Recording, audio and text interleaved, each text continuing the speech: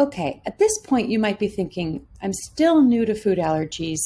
Where do I even start with educating others? And you might not feel like an expert, nor have the confidence to do so. But release your grip on perfection, because recognizing that having a village approach where you help each other out not only amplifies the number of eyes and ears that are looking to protect the people living each day with food allergies, but it also reminds us that we can't keep this education to ourselves. We're part of networks that build trusted relationships and promote supporting one another. And it might not always feel accessible at first, but start by asking yourself a few questions. Where are the knowledge gaps to be addressed within the food allergic individuals network, where there are regular encounters with food? Are these individuals in the network natural advocates, or do they not have the right tools and information yet? Can they become a trusted advocate if you invest your time? Now, I know this seems overwhelming. It probably feels like a big, heavy lift of energy that you don't have. But let me give you some tips that will help you share your ongoing education effectively. And remember, this is not about being perfect. This is about sharing what you know and keeping the dialogue open. First, you're going to want to make a list of the people in your life that need food allergy education.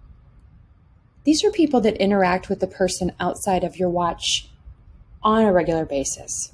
Schools, work, sports teams, people's houses, play dates, extended family members, neighbors.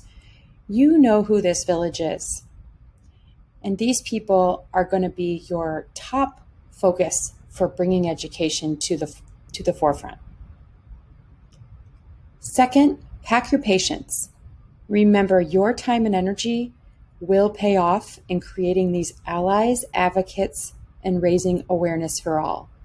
This results in a high return on your energy, and your commitment and time will be worth it. Advocates are extra voices. Allies are ones that can protect the person when there's a dangerous situation. And raising awareness just keeps that extra layer of protection in place.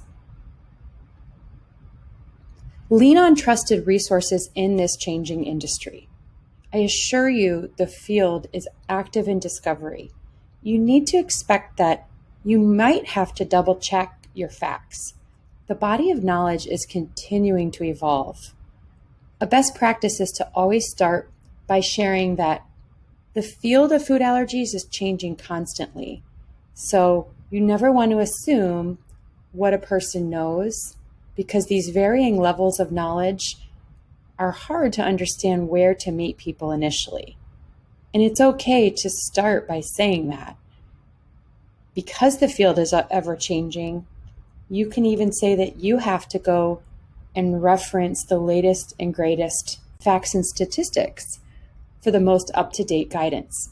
I'll link below where I go to make sure that I'm drawing on the most accurate information as well.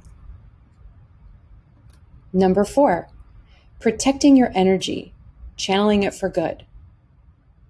This can be a triggering conversation. If you find yourself getting upset, sometimes you need to stop and ask, is this useful? Is this moving us forward or holding us back?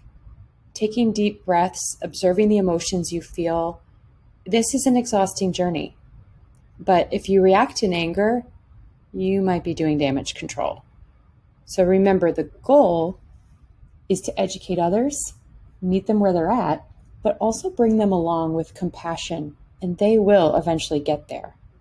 Finally, it's about leading with facts over fears. Your goal is to train the trainer and build allies and advocates. With the right communication approach, you can reduce your emotional attachment, turn into that teacher who's presenting the facts, the emergency care plan, and the resources that really help you share your knowledge.